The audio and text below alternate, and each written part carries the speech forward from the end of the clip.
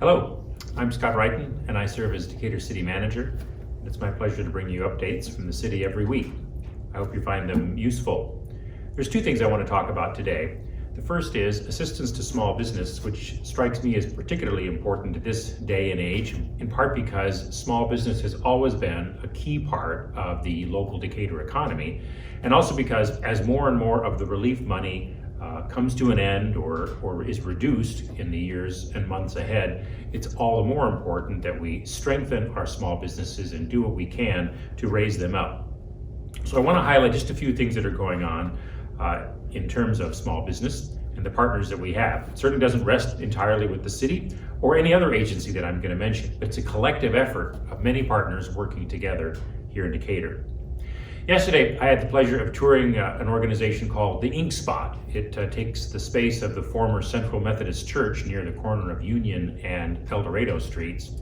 It's been taken over by a group associated with the Black Chamber of Commerce of Illinois, and to provide an opportunity for startups, for people who might have operated a business in their home for a while but now need more space, or they want a more traditional business address, or one with the visibility of a location on El Dorado Street.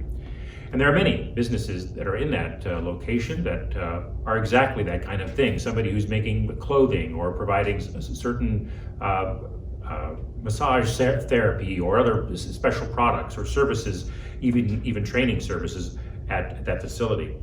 One of the other partnerships that the Ink Spot has is with Justine Peterson. This is an organization in the Midwest, headquartered in St. Louis, that provides assistance to small businesses as well as participating in the rehab and helping areas like we have here in Decatur, where rehabilitation of existing housing is a problem. The Justine Peterson organization provides microloans to small businesses and will be involved with us and some of our other partners in our rehabilitation projects. The city just yesterday made an announcement that there is a round 3 of Cure ES grant funds available for small businesses. We had round 1, we had round 2, and now we have round 3, and these are funds made available to the city which we channel to small businesses, particularly those that have incurred costs related to COVID. Maybe their business was down for a while and they had utility or rent and mortgage costs. Maybe they had to spend additional money to put out awnings or outdoor eating areas or buy additional PPE, whatever. If there's some connection to COVID and those funds were expended during the up through and including the first quarter of 2021, then we can make money available to those businesses to the extent that they can document it. Then we're happy to do that. We know that the pandemic was a very hard time for small businesses, and we're pleased that we've been able to offer these previous rounds and now a third round of funding. The problem is that this third round of funding expires on December 10th. That's just 9 days away, or 10 days away. And so if you have any interest in this program, the details of it are already available at the city's website. You can download the application form. There's also a form there on our website that gives you additional information about it. One of the other organizations that we partner with to help small businesses, startups, and innovators is the Community Investment Corporation of Decatur. It's called CICD. They also have some funds that have been routed through the city to help small businesses. They also administer 2 revolving loan funds. In addition to that, although they don't have an office here, they are in Decatur on a regular basis, usually about once a week, is the Small Business Development Center. They can provide business counseling, they can provide guidance on developing a business plan and other startup assistance, and the guidance and assistance that's provided by the Small Business Development Center is free and it's confidential.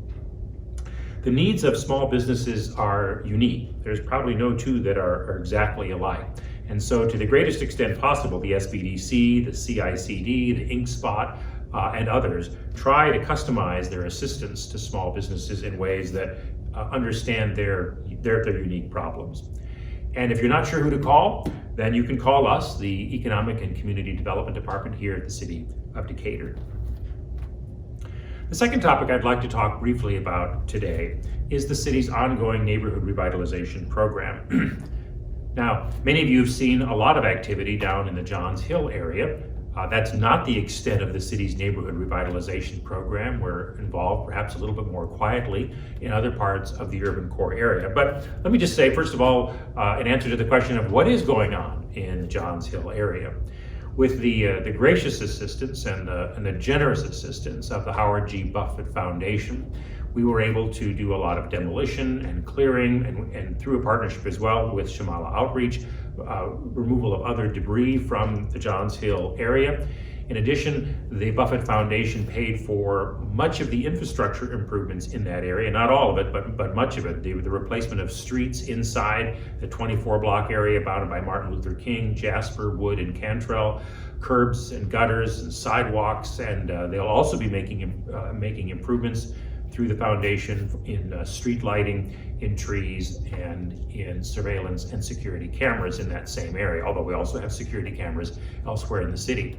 On top of that investment by the Buffett Foundation, the city and the school district replaced the sidewalks on the school district's property, actually right around the park open space, and the city is using some of its CDBG funds on the very periphery of and actually extending beyond that area on Jasper, Cantrell, Wood, and Martin Luther King to replace sidewalks, some curb and gutter, to make those areas more walkable and to widen the sidewalks. And like I said, it goes beyond that 24-block area. The basic idea here is that with the Catalyst project provided by the new Johns Hill Magnet School, and this investment and a decision by the school board that allows people living in that area automatically to send their children to the Johns Hill Magnet School without having to go through the lottery program. This provides a shot in the arm for that area that we believe will cause people to invest in addition to the investments made by the foundation and by the city in this area. And I think we're already seeing it happen. I drive through the Johns Hill neighborhood regularly and see private improvements that go beyond the investments made by the city and by the foundation. The City Council will be talking about its neighborhood revitalization program at its study session in January of 2022. And at that time, we'll be talking about some of the catalyst projects that we have been working on in other parts of the urban core, not in the Johns Hill area, and how a significant amount of money that the City Council has dedicated for housing rehab will be administered, how we'll do that both with partners and directly with some landowners, as well as share some details about a project that I've had the opportunity to share with you in the past, but it's been several months because the Department of Transportation is taking a long time to go through the design phase. But Business 51, northbound Water and southbound Main from El Dorado all the way to Pershing, will be reconstructed. And like I said, we're still in the design phase, but it's not just an overlay and fix a couple of handicapped ramps. We've convinced the Department of Transportation that the whole street design in that area needs to be changed, that it needs to be more pedestrian friendly, that it needs to have better and different sorts of lighting, and reclaim some of the lanes that we don't need as much of anymore because of how traffic patterns have changed in Decatur, and reclaim that green space so that at least on the Water Street side, we can have a completely off-road bike trail to facilitate those who don't use vehicles, and in fact to encourage people not to use them in those areas.